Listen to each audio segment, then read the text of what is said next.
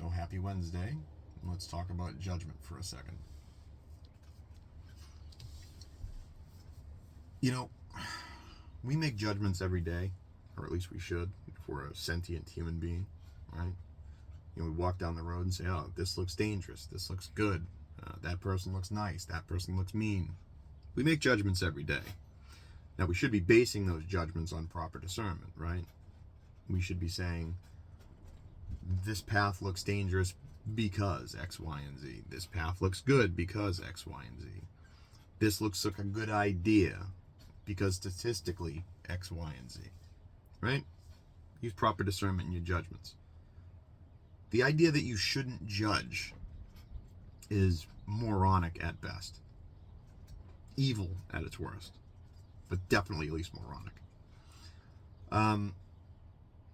Look, the idea that you can't make a judgment because you're an imperfect person is also moronic. You can get perfectly sound advice from an imperfect person, from a wildly imperfect person. Don't believe me?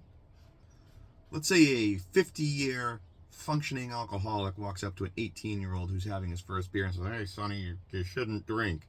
That's perfectly sound advice coming from a hypocritical, imperfect man, but it's sound advice nonetheless. Am I correct? I am. Right? Two things can be true at the same time also. It's another nuance that evades people.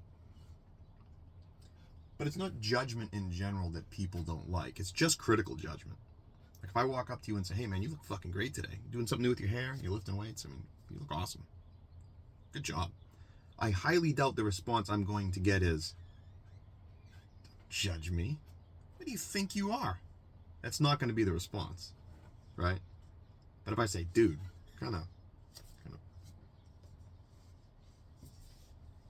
I'm gonna get a negative response. Hey, that's human nature. That's human nature.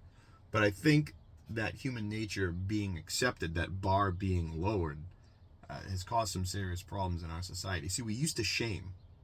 We did, and it worked well. You didn't have to get law involved. Didn't have to get any, big time rules involved. Just public shame.